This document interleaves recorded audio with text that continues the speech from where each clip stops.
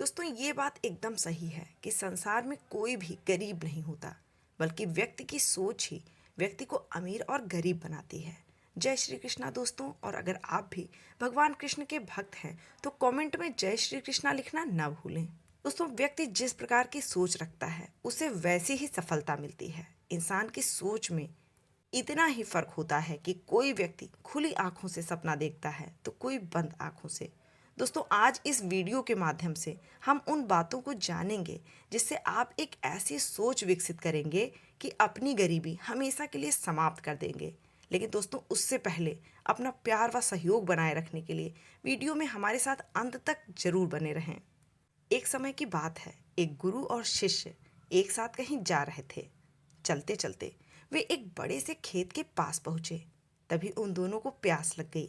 उन्हें खेत के बीचों बीच एक टूटी फूटी झोपड़ी दिखाई दी। अब गुरु और शिष्य दोनों उस घर के पास पहुंचते हैं और उस घर का दरवाजा खटखटाते हैं। थोड़ी ही देर में दरवाजा खुलता है और एक व्यक्ति अंदर से आता है। उसके साथ उसकी पत्नी और 3 बच्चे भी थे।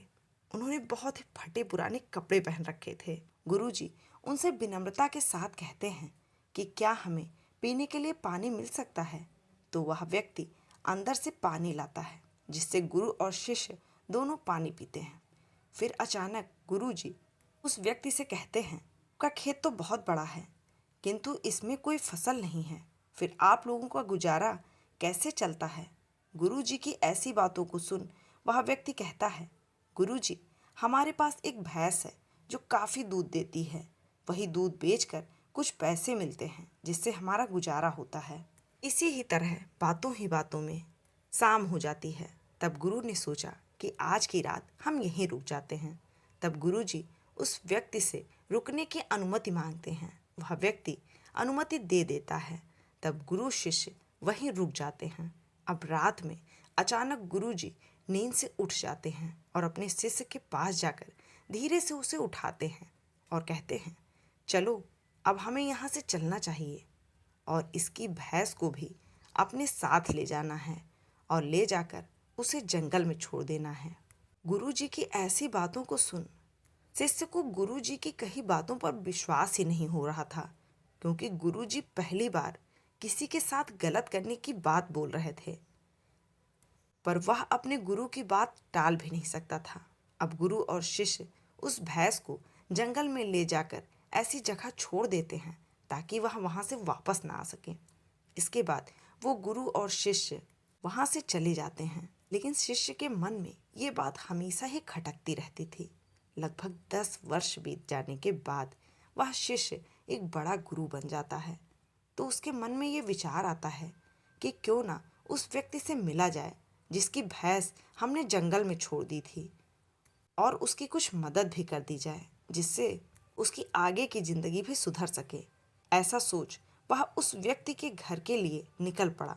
लेकिन वहां पहुंचकर वह आश्चर्यचकित रह गया, क्योंकि अब उस खेत में बहुत से वृक्ष लगे थे और उनमें बहुत से फल भी लगे थे, और उस टूटी फूटी झोपड़ी की जगह एक बड़ा सा घर था।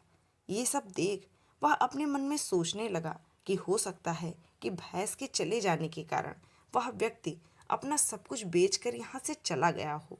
और ये सोचते हुए वह वापस लौटने लगता है। तभी उसकी नज़र उस व्यक्ति पर पड़ती है।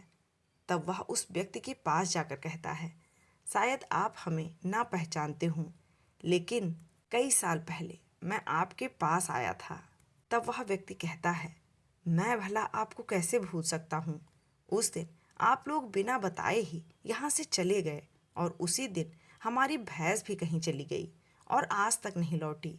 कुछ दिनों तक तो मैं बहुत परेशान रहा। मेरी कुछ समझ नहीं आ रहा था कि क्या करूं, परंतु जीने के लिए कुछ तो करना जरूरी था। इसलिए मैंने लकड़ियों को काट कर बेचने का काम शुरू किया, और उससे जो भी पैसे मिले उससे मैंने अपने खेतों में फसल उगाई। फसल बहुत अच्छी हुई, जिससे मैंने फलों का एक बागान लगवा दिया जिसमें बहुत अच्छे फल लगे, और आज मैं शहर का फल बेचने वाला सबसे बड़ा व्यापारी हूँ। लेकिन ये सब कुछ कभी ना होता अगर वो भैंस यहाँ से ना जाती, क्योंकि उसी भैंस के कारण मैं कोई दूसरा काम नहीं करना चाहता था। उसके जाने के बाद मैंने कार्य का दूसरा रास्ता चुना जिससे मैं पैसे कमा सकूं और आज मैं अपनी ज़िंदगी से बहुत खुश हूं और शहर का सबसे बड़ा व्यापारी भी हूं। ये बात सुनकर शिष्य कहता है कि ये कार्य तो तुम पहले भी कर सकते थे। तब वह व्यक्ति कहता है, कर तो सकता था, लेकिन उस समय मेरी ज़िंदगी बिना मेहनत के भी चल रही थी। इसी कारण मुझे कभी इस बात का एहसास भी नहीं हुआ कि मैं भी कोई दूसरा कार्य कर सकता हूँ और यही कारण है कि मैंने कभी कुछ कोशिश ही नहीं की। लेकिन भैंस के जाने के बाद मुझे ये एहसास हुआ कि मुझे कोई दूसरा कार्य भी करना चाहिए और मैंने उसी समय ये दृढ़ निश्चय किया कि अब अपनी ज़िंदगी में जो कुछ भी करूँगा वो अपने दम पर करूँगा। और इस कहानी को सुनकर इस बात को सोचना चाहिए कि कहीं आपके भी जीवन में कोई रुकावट तो नहीं है, और अगर कोई रुकावट है तो उससे आगे बढ़ने की कोशिश करनी चाहिए। जो आपके पास है उसे खोने का भय मत करो, क्योंकि आपके पास खोने को बहुत कम है। लेकिन कामयाबी के बाद पूरी दुनिया पाना भी आपके ही हाथों में है। दोस्तों, आशा है आपको ये कहानी अच्छी लगी होगी। तो कृपया कर वीडियो को लाइक करें, शेयर करें और चैनल को सब्सक्राइब कर अपना प्यार और सहयोग बनाए रखें।